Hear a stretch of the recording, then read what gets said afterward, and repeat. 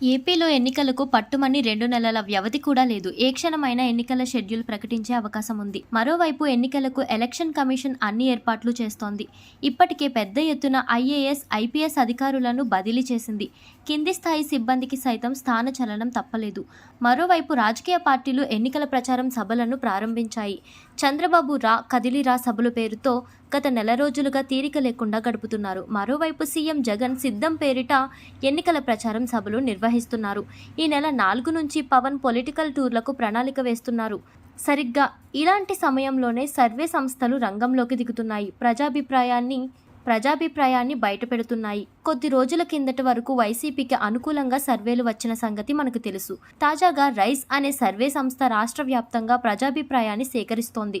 175 నియోజకవర్గాల్లో 180,000కు పైగా నమూనాలను సేకరించింది. వందలాది మంది శిక్షణ పొందిన వారు ఈ సర్వేలో పాల్గొన్నట్లు సంబంధిత సంస్థ చెబుతోంది. రాష్ట్రంలోని 3 ప్రాంతాల్లో ప్రజాభిప్రాయాన్ని సేకరించినట్లు, పారదర్శకంగా సర్వే చేసినట్లు, అన్ని వర్గాల వారి నుంచి ర్యాండమ్గా అభిప్రాయాలను సేకరించినట్లు తెలుస్తోంది.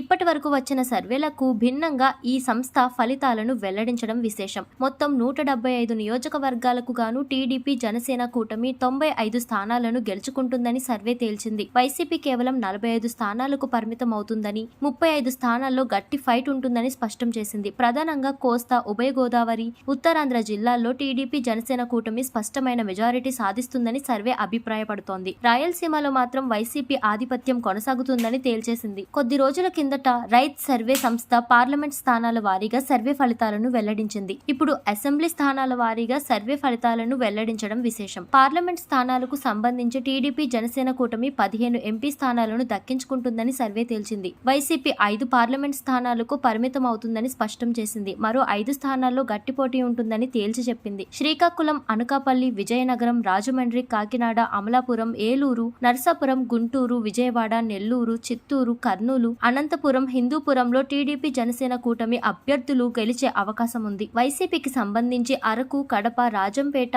నంద్యాల, ఒంగోలులో గెలిచే ఛాన్స్ కనిపిస్తోంది. విశాఖపట్నం, నరసరావుపేట, మచిలీపట్నం, బాపట్ల, తిరుపతి పార్లమెంట్ స్థానాల్లో గట్టి ఫైట్ ఉంటుందని సర్వే తేల్చడం విశేషం. అయితే ఈ సర్వే ఫలితాలు సానుకూలంగా రావడంతో టీడీపీ, జనసేన శ్రేణుల్లో హర్షాతిరేకాలు వ్యక్తమవుతున్నాయి.